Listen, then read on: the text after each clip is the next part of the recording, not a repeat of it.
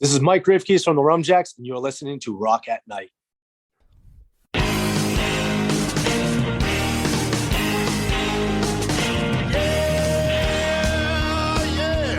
Are you ready?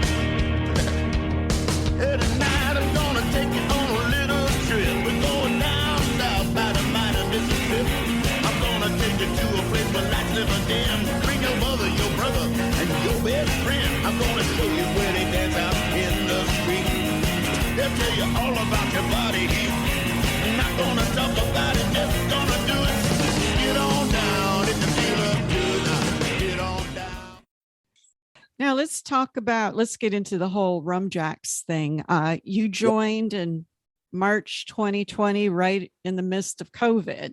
And as I understand, you created the last album, Hestia, remotely with the band members. That is okay. Now, when did you guys write Brass for Gold? So after we recorded Hestia, we were in Italy till about last November. We all went home, and then I didn't even know we were going to be doing an EP. We spent the next few months just at home, just saving up money and getting ready to get back on the road come summer. And I had just been writing a ton on my own, as I normally do.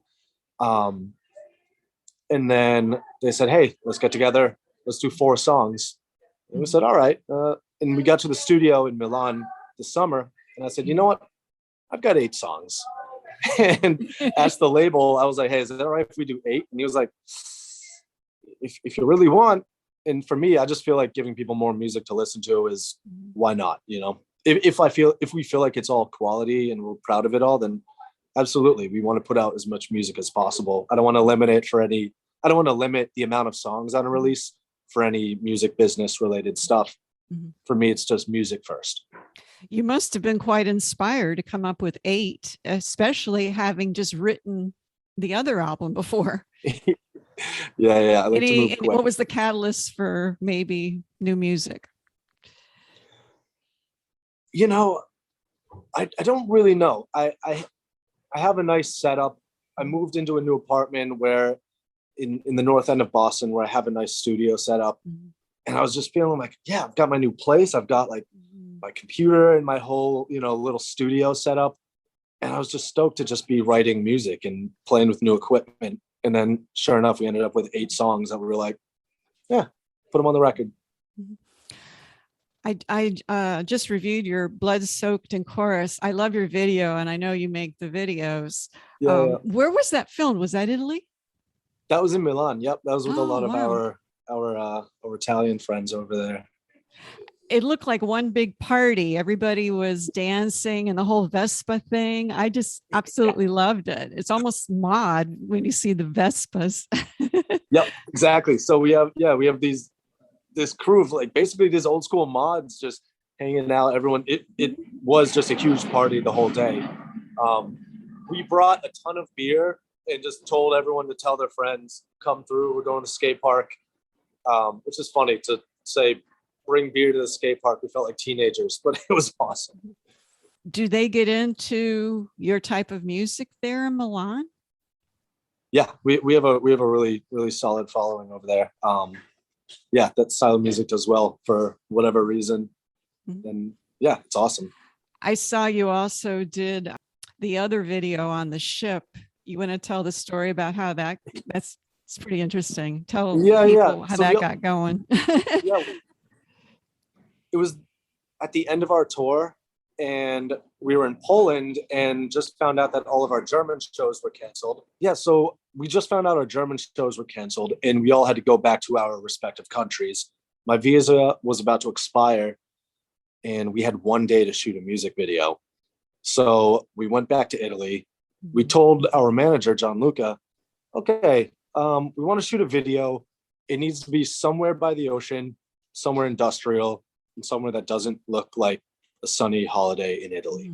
Mm-hmm. So he had very limited options. He found a shipyard on the coast of Italy, and sure enough, we get there, and of course, it was bright and sunny and looked like a beautiful vacation, which isn't what we wanted for the music video, which was great for just hanging out. we're walking around and ended up meeting a man who was stationed there for 3 years on a research vessel. And I just said, like, hey, you mind if we shoot the music video on your boat? And he was like, yeah, okay. And he just Wow. let us do it. So yeah, they had nothing going on that day, and it just came together way too easily. So you said it was a research vessel. Yeah. They were doing oceanographic research or petroleum. What were they doing? Just out of curiosity. Yeah, I don't exactly know. It was basically they're developing some device that will be good at analyzing broken pipelines to fix without having to send submarines and people down. Don't know exactly what it was, but he explained it a little bit. But yeah, it was some ocean robot type thing. That is such a generous, friendly thing for them to do. Because I mean, you Absolutely. guys are strangers there, and what a perfect setup for the video. It looked very hazy and very sea shanty like, you know. Yep. Yeah. It worked out way too well. Yeah, that's fantastic. Now you're going on tour. Jesus, it looks like for a really long time. You're starting in February, going Yep. around the United States, then you're going to Europe, right? Yep. Are you headlining in Europe? I can't remember. Yep. We'll be headlining in Europe. And then back to the States in May for another headlining tour in the States. Wow. That's a lot of moving around. When you guys go overseas to play in Europe, do you bring all your instruments and stuff, or do you rent instruments there? Yeah, so we actually have our entire setup of instruments in Milan, where our manager and drummer live. So all our instruments stay there. That is really convenient. Yeah, that you're doing that. I mean, Italy is fantastic, and what a fantastic place to have a home base. I have no complaints. I was going to say, to me, the best pastries in Europe I've had are Italy. Oh yeah, they're great. Sorry, French people, that blows French pastries away. For me, it's Italy, then Portugal, then France. Yeah. I was just like, wow, I had like a food frenzy when I was over there. Yeah, absolutely. It's fantastic. Now, here in the United States, you're playing with Dropkick Murphys and Flatfoot 56. And so you'll be going around doing that. When you travel, when you tour, do you guys go in a van or this US tour? I believe we will be in a bus. Oh. It'll be our first time in a bus. And then in Europe we have a Sprinter van, and then we stay in hotels. But we'll see. Now with COVID, you know. Yep. The big C. I know. I hate to even bring it up, but no. It's that's a reality. A lot of I swear I've had the booster. Everybody I know has been vaccinated, but people are still getting the Omicron, you know, over here. And I don't know how it is over in Italy right now. The UK, a lot of my friends have been sick. You don't do meet and greets and stuff like that, do you? Now, how? We have to be a lot more careful about it. Yeah. I mean, it's something that we have to discuss and figure out. Yeah. But we are going to take it very seriously. If it means that we're not able to play and then go and hang out in the crowd and talk to everyone, you know, if that's what it takes for us to be able to play the tour, then that's what we're going to have to do. But it is something that we are absolutely taking seriously and taking into account. Because I know some people, you know, choose to ignore it, hope that it'll go away. But the truth is, it's not going to just go away by ignoring it. Yeah, because when you think of like a ska punk type crowd, everybody is moshing and, you know, dancing and stuff. You're in close quarters. Yeah. And if it's outside, like here in Florida, you'll be playing at a venue that's outside. And it's, you know, but most of the venues I'm thinking up north are going to be inside. And I just wondered about how bands are handling that now with the whole COVID thing, you know? Yep.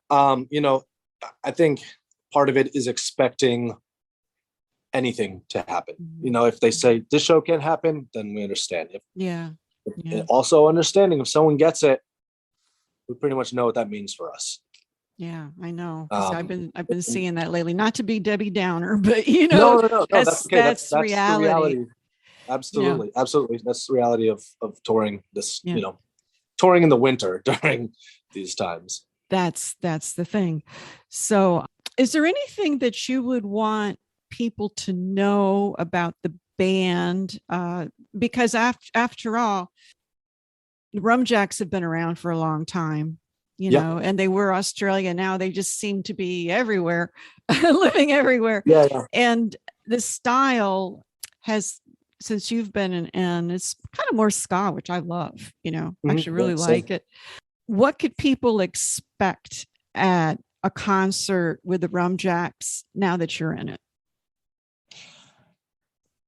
For sure, we're bringing a lot more energy to the stage.